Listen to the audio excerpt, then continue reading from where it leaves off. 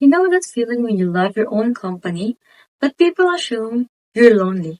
Or when you choose independence, suddenly you're too distant or too serious. Being an introvert independent woman in early 20s is a mix of freedom, peace, and a lot of misconceptions. People think we're avoiding life, when in reality, we're just living it differently. Adulthood isn't just about working, paying bills, and putting yourself out there in ways that don't feel right. There are ways to truly enjoy this phase without forcing yourself into a version of adulthood that doesn't fit you. So how do you make this stage of life fulfilling without losing what makes you you? Let's talk about it.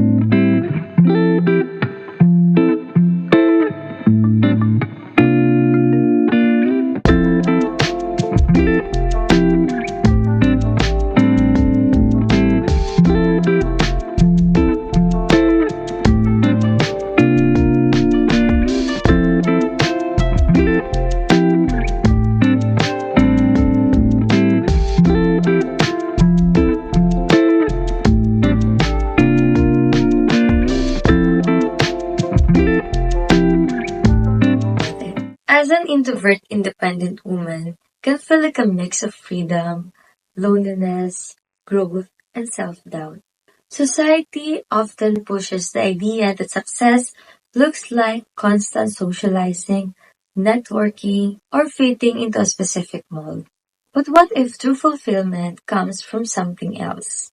Restarting, rebuilding, redefining what adulthood means on your terms. There are three things that help me not just to survive, but truly enjoy adulthood, and they might help you too.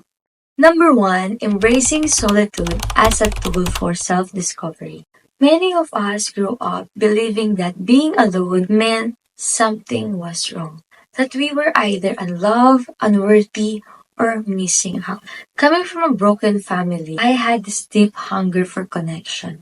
I was always trying to fit in, whether it was through my dance crew in college or the religious group I was part of. I just wanted to belong. But the need for validation made me people pleaser. I spent so much time trying to make others happy that I forgot to ask myself, what do I actually enjoy?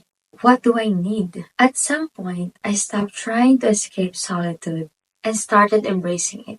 I took myself on solo dates, spent quiet mornings, home workout, and gave myself permission to explore hobbies I genuinely love. The more I spent alone, the more I learned. I wasn't as awkward as I thought. I just needed the environment that matched my energy. I didn't need a big group of friends, just a few people who truly understood me. Alone time wasn't lonely, it was freeing.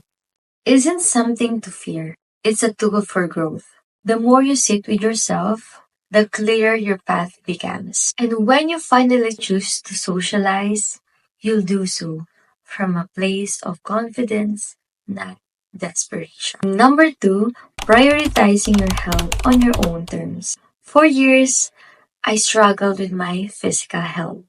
As someone with PCOS, losing weight or losing fats felt impossible. I tried different diets, pushes myself to exercise, and feel frustrated when nothing seemed to work. It didn't help that I had this unrealistic pressure to look a certain way, thanks to social media and my self-doubt. Instead of focusing on quick results, I committed to long-term consistency. It took me 3 years to start seeing real changes, not just physical, but also mentally. I stopped punishing my body and understanding it. I experimented different routines, tracked what actually made me feel good, and finally found a meal plan that worked for me. One thing that made my life easier, smart meals delivery. It saved me from the stress of meal prep while keeping my nutrition in check. If you're struggling to balance health and busy life, I highly recommend it. You can use my code AngieG10 for 10% off. Your body is your foundation. When you start taking care of it on your terms, you're building self-trust. It's not about looking perfect. It's about feeling capable. Number three, learning to start without guilt. We often treat life as if it's one straight road. No detours, no wrong turns. But what if the path you started on isn't the right one anymore? For the longest time, I held on the past versions of myself because I thought restarting meant failure. But here's the truth. Restarting is for everyone. It doesn't mean that you've lost. It means you're finally choosing yourself. I let go of friendship that drained me. I stepped away from environments that no longer fit who I was becoming. I gave myself to explore, to be curious, to try new things without fear of wasting time. Restarting isn't about erasing your past. It's about building the future that aligns with you. Maybe this time, instead of chasing approval, you choose self-awareness. Maybe this time, instead of avoiding alone time, you embrace it as a path to growth. And maybe, just maybe, this restart is exactly what you need to truly enjoy adulthood. So tell me, what's one thing you'd restart today if you gave yourself full permission to?